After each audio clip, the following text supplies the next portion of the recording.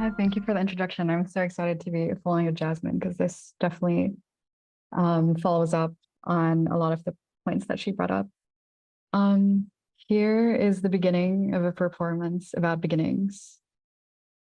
Like many others, I was drawn to technology because it allowed me to make and unmake myself. A bit about me to begin. I grew up in Manila, Philippines, and only moved to the United States for college, which is about 5 years ago. Much of my life was radically transformed by technology, not because of the technology itself, but rather because it enabled me to think of where I could be and how I could bring myself there. I literally grew up in Philippine internet cafes, paying like 20 cents an hour to get internet access and snuck here after school to make websites and play League of Legends. So that was my early life.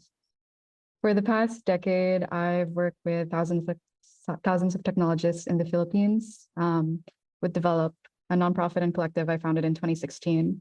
Our interest we describe today is in reclaiming technology as a tool for liberation rather than that of oppression.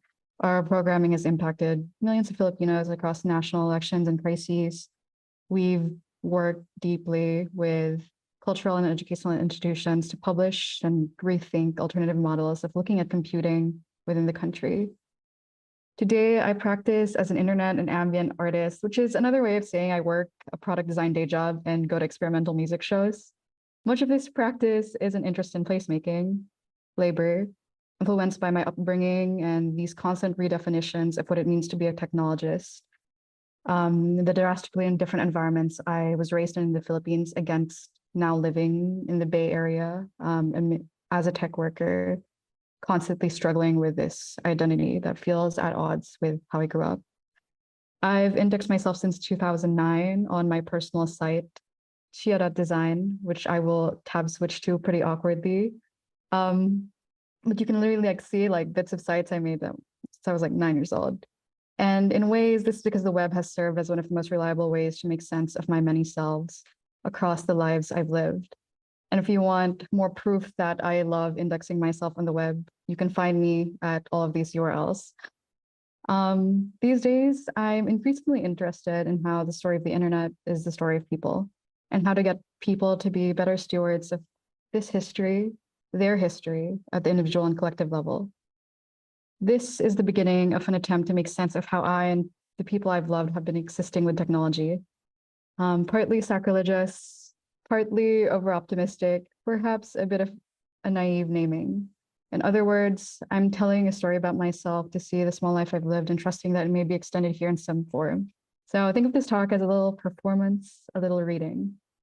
The web afforded me the most agency in its making. It was the medium in which I was most easily able to navigate all the overlapping, intersecting worlds around me, a pluriversal world, as you may.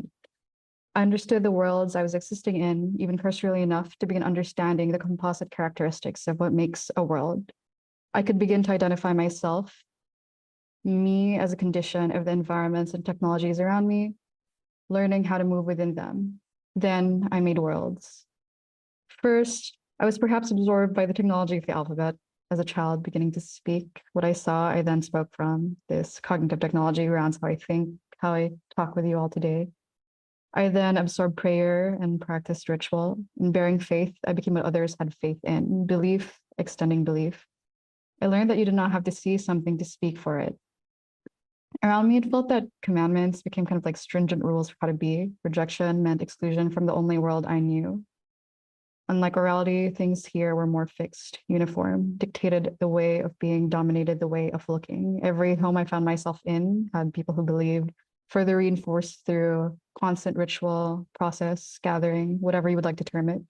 I thought this must be the only way of being, or I didn't know how to imagine a way of being that would let me be with my loved ones without it.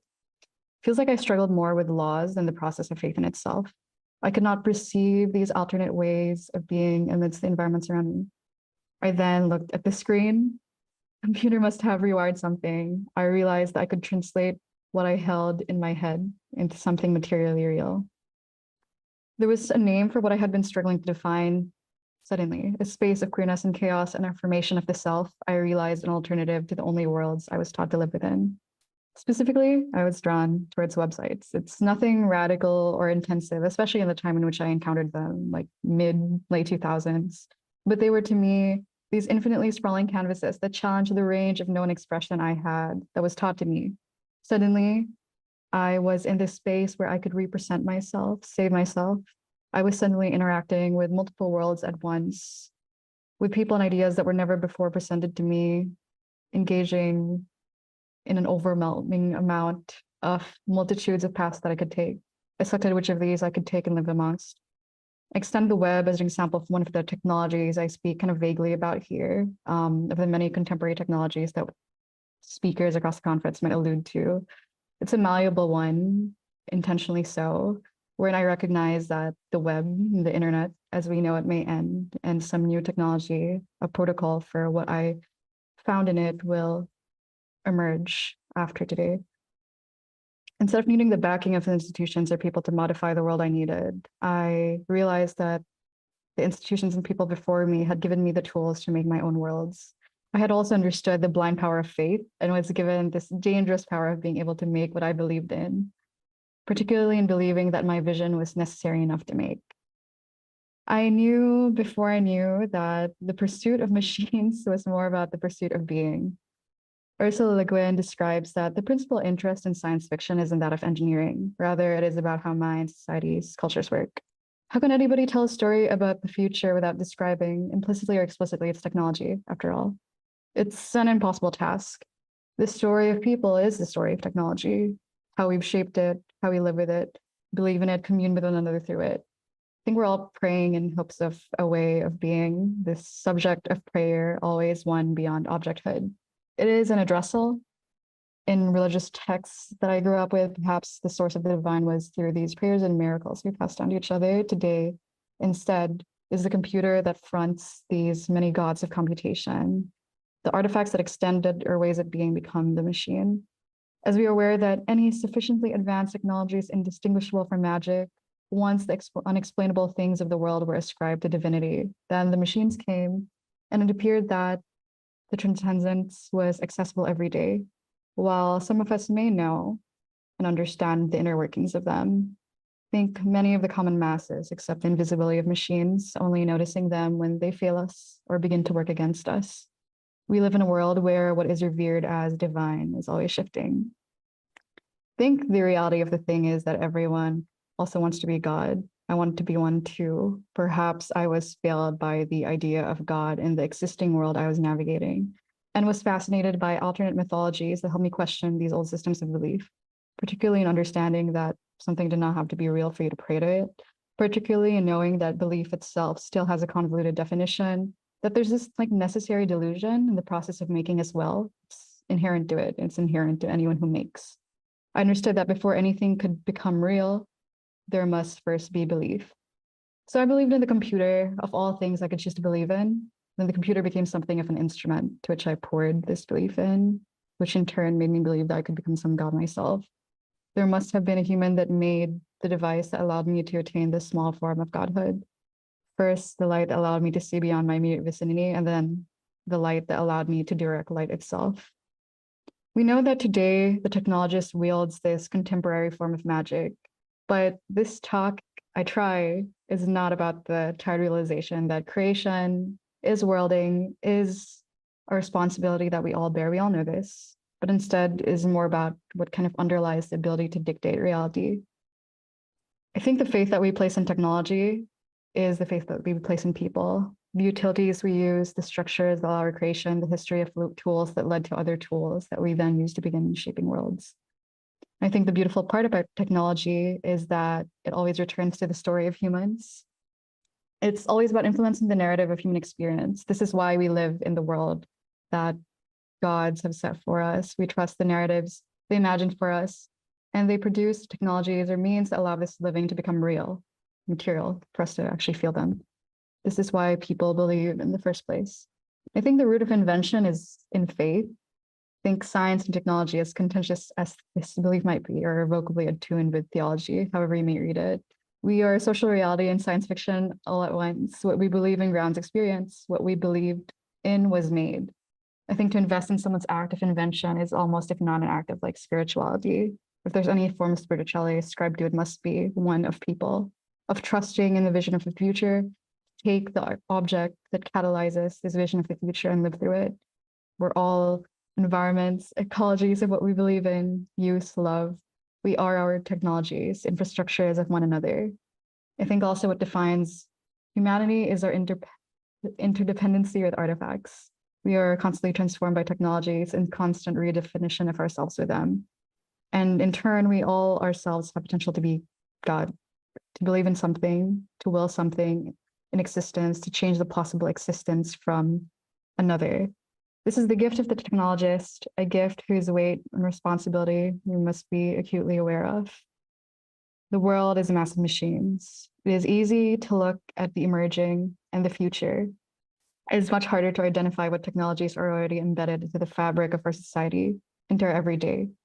All around us is someone's life's work. It's up to us to better identify this, understand what has gone into the making of our own beginnings. And while the makers of machines are gods here, and while in theory everyone has the potential to be God, I think we're far from a time where the prerequisites of godhood are knowable to the masses. So what now when what is thinkable is shaped by the machine, when what is thinkable more accurately is shaped by the creators of machines? This is part 2 about mythology, power, and falsehoods.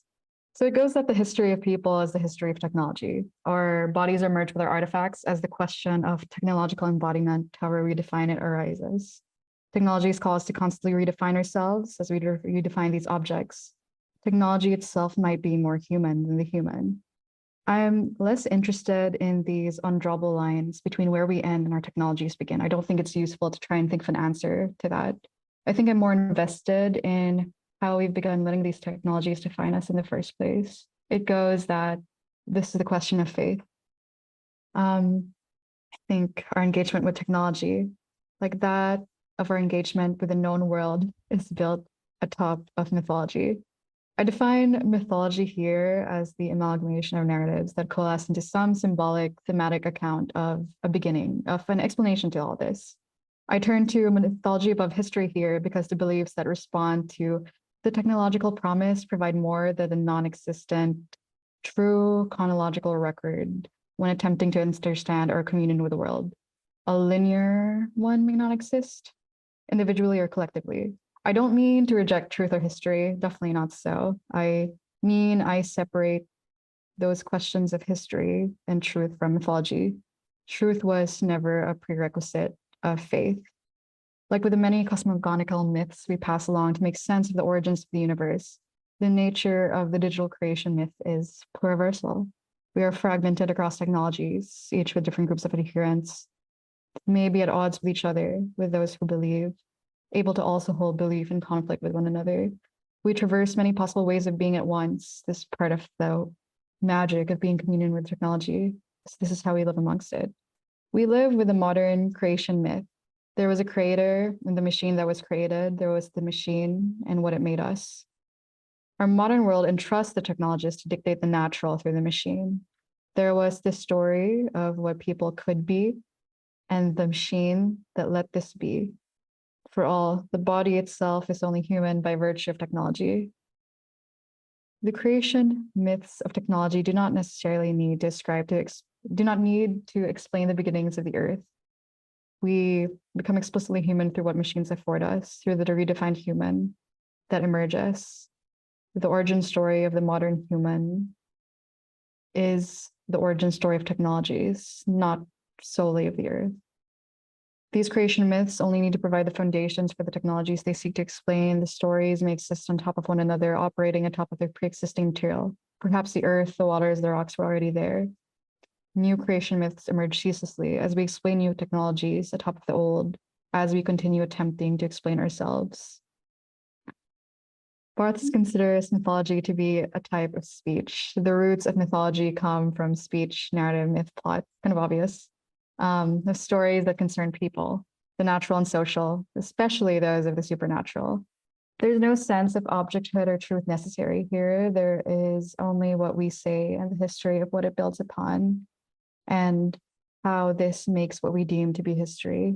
or mythology in itself.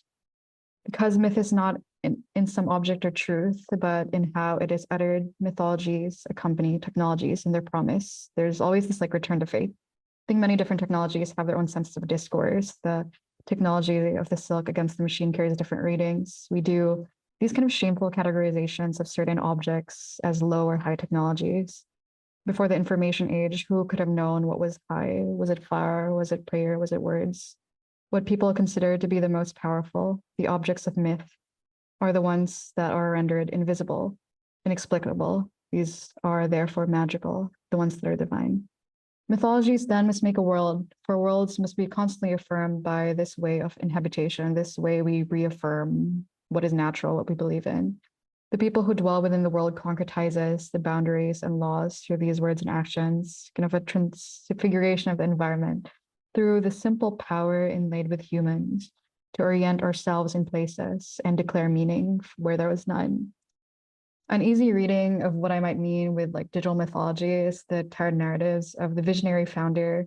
They identify problems and have a computational solution, perhaps ones that usually favor performance, scale, reach, presenting solutions through these palatable narratives that maybe oversimplify the complexities of what they target, because this makes the narrative they preach believable. This makes what they say more powerful. In fact, many cosmogonical like creation myths, despite evidence against and with all their internal contradictions, they're still subscribed to. Faith does not need truth. Again, where it leads us is more valuable. But what is the lived reality that emerges? I question. The concern of the creation myth is not often that of root cause or first principles, but rather contesting one way of being in the world and instead just presenting another. It is easier to rush into the story. Another reading is through the many who are already constructing minor worlds amidst transgressive technologies, perhaps subverting the original intentions of the technologies they dwell between. There might always be this distance between gods and people. This is what kind of delineates the common man from the god in the first place. I think that these small places already found in alcoves, like the YouTube comments, I made a website like representing this called The Sound of Love. Just fascinated by how people are so frighteningly human where you'd think they wouldn't be at all. Mythology already exists within tightly knit internet communities and subcultures. I'm sure we are tired of the word lore, which I use here to refer to smaller and more localized forms of tradition.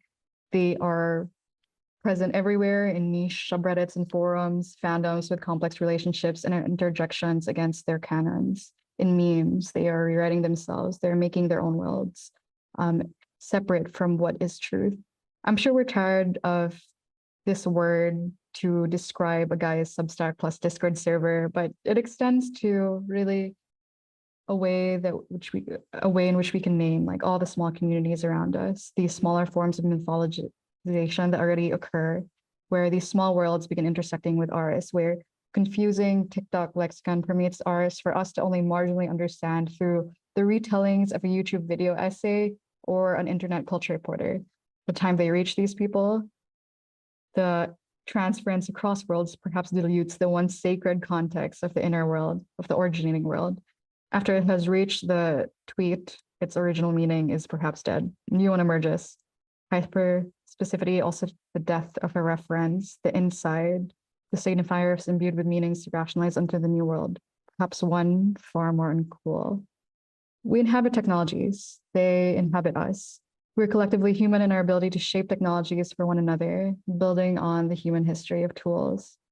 As an artist, I think my practice is kind of simply defined. Most everything I've been kind of alluding to. I have very simple dreams that I earnestly define as a desire to gather all the people I love in one place and the exploration of how the internet might be the infrastructure to be that place. I'm interested in shaping worlds that allow the people I love to build the worlds they need, which brings in the question of tools and how extensible the visions we set are, or are they too closed for people to borrow from, to live between, to really inhabit and dwell from? I think the third is really at the core to make the act of creation ubiquitous. And I mean, even. I don't know if ubiquity in the current sense of it is sufficient. I mean, we are surrounded with technologies, invisible, visible, but unevenly so. Question is if we all become gods. Is anyone?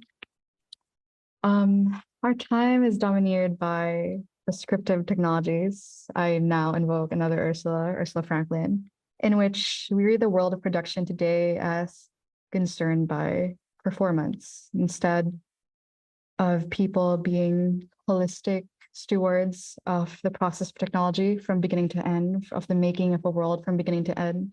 Much of us are simply components of constrained worlds that we don't necessarily dictate. We have become mere specialists of select parts, often operating to where extant systems have placed us.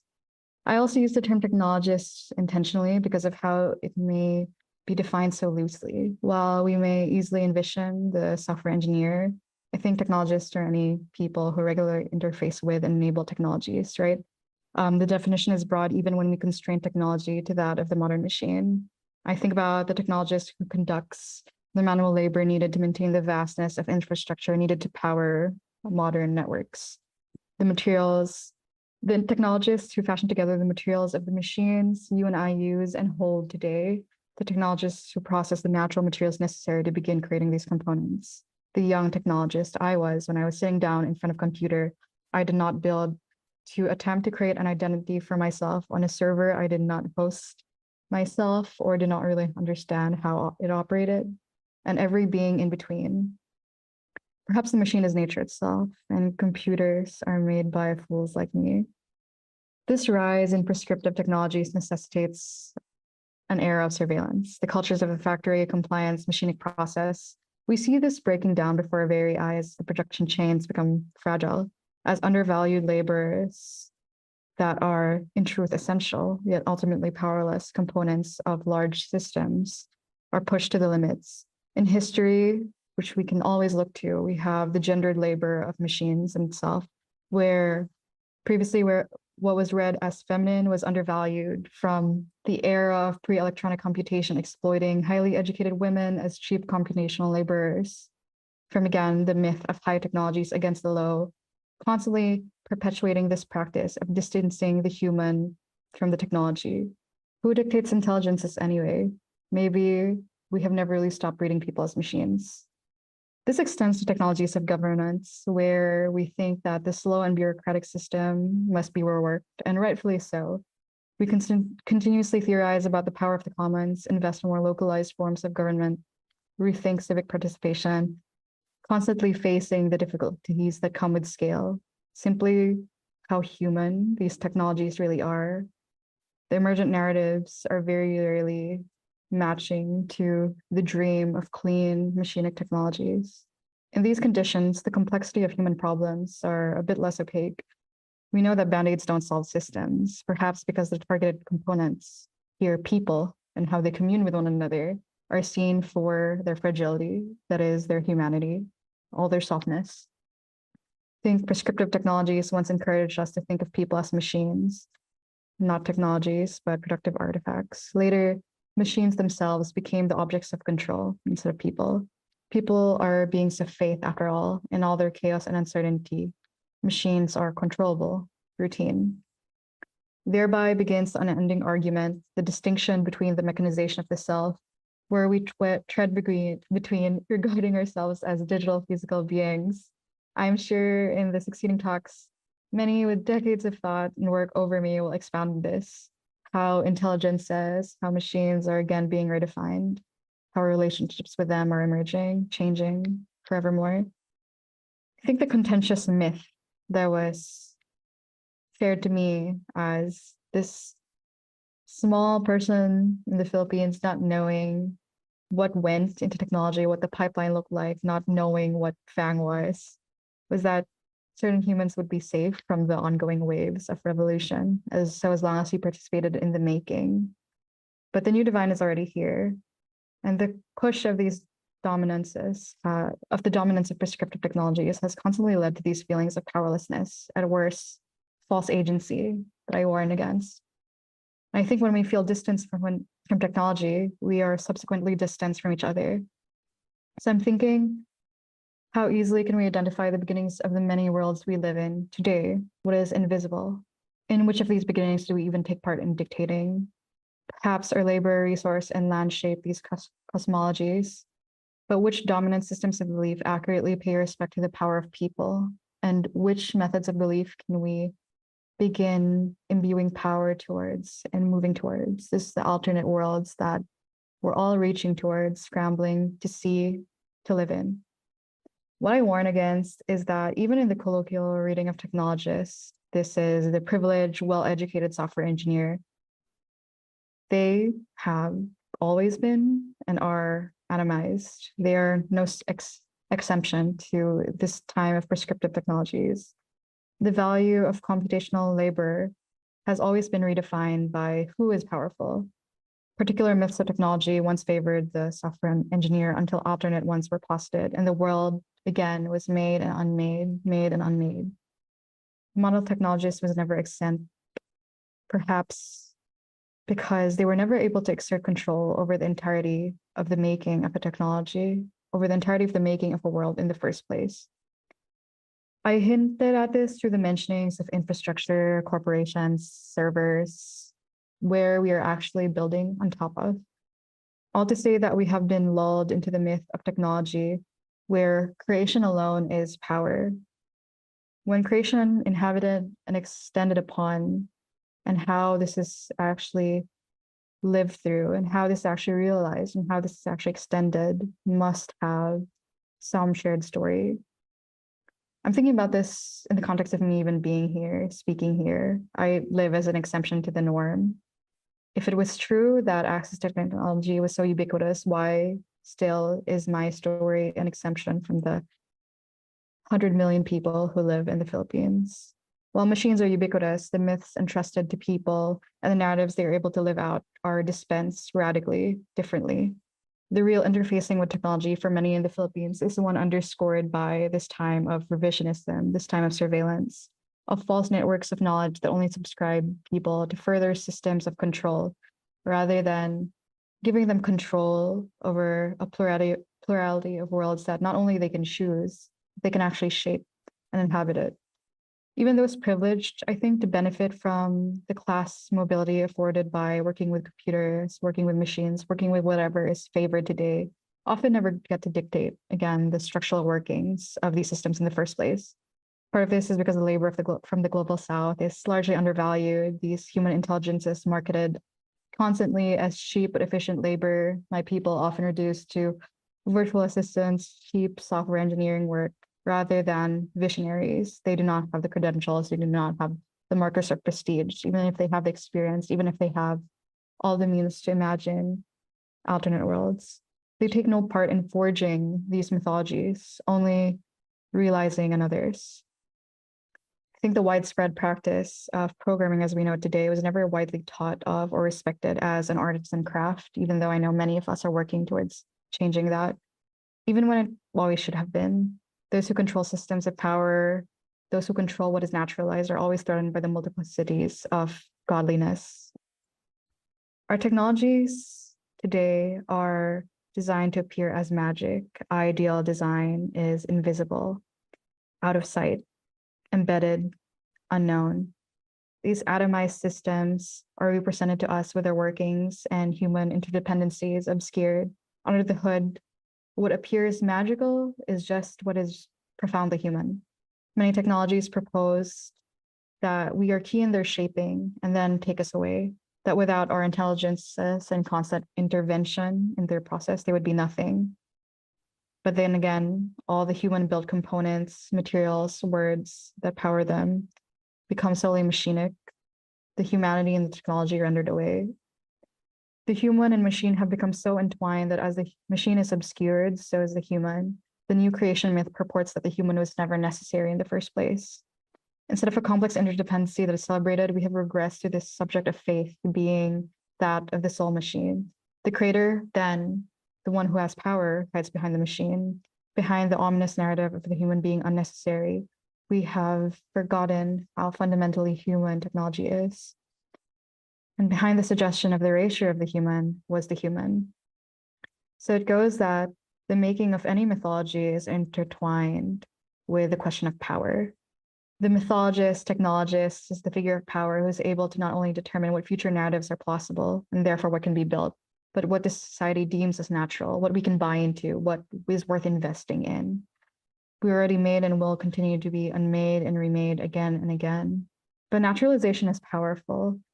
What is regarded as environmental or natural becomes the basis of our being, what we revere from nature, the inexplicable, what becomes the person.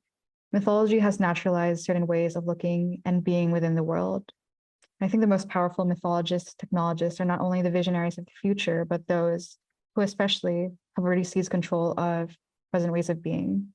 It is in these people who influence what alternatives to the present we might imagine, or those who question if we even want alternatives. Our present friction with the technological creation myth is that we have ironically abolished the complexity of human acts. We have abolished the attribution of technologies from speech turned word to the computer as a factor of human interrelations and conditioning. We have abolished the human, the most critical factor of technology. It is in this way that mythology itself is at odds with humanity. This is the remaking of a myth. Another reality that we're living within is that computational power afforded to us today has accelerated this work of narrativization of who gets to write the stories and narratives that we live in. This is why the question of power is so pertinent. In this flood of possibilities, power constrains these inhabited possibilities. But we live where the revolution is every day, where people are rewriting and writing life as we know it. When do we get to live? This is why we turn to myth. There are so many readings of the world now. We have long evolved from a time of being, taking generations to pass down. Instead, new forms of speech, that is, myth making, are transmitted and adopted instantaneously. Our ways of identifying with new digital norms have barely caught up. The nature of modern technologies to render time and space irrelevant, a mass forgetting or rewriting of history, material, and infrastructure needed to maintain technologies, nurture these misreadings. The narratives that back these mythologies are often myopic. The ways of living they suggest to us are often just as insular. How do we live? Worlds are emerging at faster than ever rates. They are experienced in rapid life cycles. They are coming and going, living and dying. We find ourselves at the crossroads of multiple intersecting worlds drawn by technological lines. And again, what is natural determines what worlds people choose. As such, our worlds become unevenly inhabited. We might be satisfied with these microcosms, these little bits of lore that we find in small worlds, in the retreat from the larger world that we have tried and tried again to distance ourselves from. But this never solves this larger structural problem of the shared worlds that we live in, that we operate within, that we all commune with each other in. It's not enough to only select the communities we need when there are so many people marginalized who never get to see these possibilities. We also realize that with accelerated narrativization comes the fact that technologies have always functioned as tools that let us redefine problems.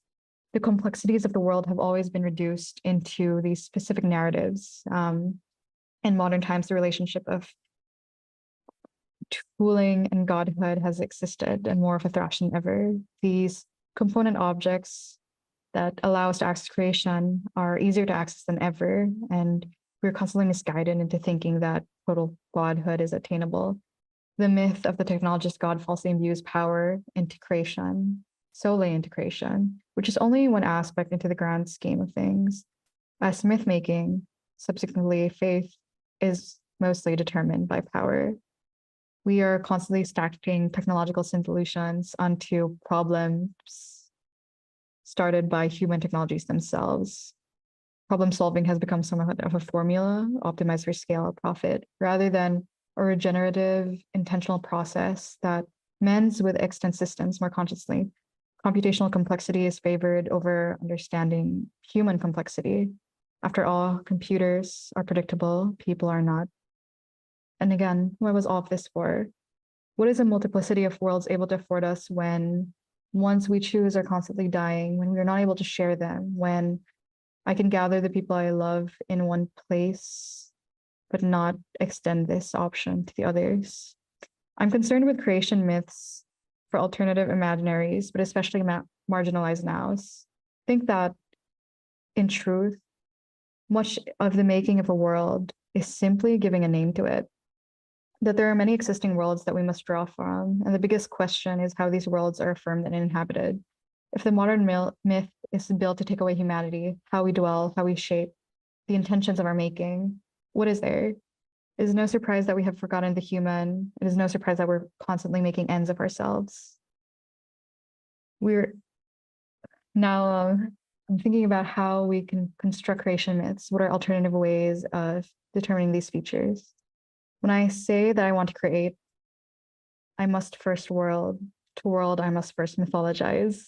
I plant belief where there was none, and then I make it. I'm imagining a world in 3 steps, where technology is rehumanized, where the human is technology is human. This means that this is completely visible. We are recentered onto the human. Technology and all its labor, love, liberty, fragility, softness. We learn from communities and the natural, resilient ways of being that have made their own histories, that have struggled to contend with the dominant narratives. We learn about conscious ways of being that respect the complexities of our ecologies. That is, if there's a new world to be made, it must begin from the narratives of those who have long been in the practice of dwelling. Our dreams of radical restructuring must be rooted in the people who have always been violently silenced, who have never had the options to make these worlds in the first place. Only then there may be reinvention. I dream of a world where technologists understand their power as myth makers, that this is inherent to the role, that a true technologist has this in the role, that the narrative is above the artifact produces the self that then lives through these narratives. We who tell and shape stories must make visible our intentions, make visible our humanity. We extend these foundations beyond ourselves. Every act of creation is inherently environmental. We recognize technology's ability to not only shape material, but to expand our consciousness of what is possible. If we shape worlds, we know that coupled with that is our pertinent role as a mythologist. It is in the narratives we tell of technology, of what we promise to each other, of what we might choose to erase, that birth what people are able to live through. It is the stories we tell and the tools that we make that come from it to support these, that life actually emerges. And I retreat again to the simple dream of wishing that everyone becomes a technologist, the dream of ubiquity, where systemic evening of making redefines the power embedded in access to infrastructure and tools, where our ways of communicating and adopting with technology are reinvented. And again, the marginalized makers are able to invoke their lived and buried experiences that the politics and powers of control and access inherent to technology are even. We realize that it's not the machines that need changing, but ourselves. Blind faith is distributed.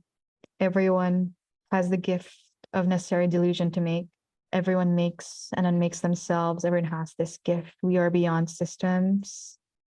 When everyone is a technologist, we might move towards a world where the notion of God, where the notion of magic, the notion of mythology themselves are altered, redefined. There are no gods, just people and machines. What is technology but the presentation of a new narrative for us to live through? What is technology but a mode of materializing imaginaries? What is technology but belief in each other? What do we have but each other?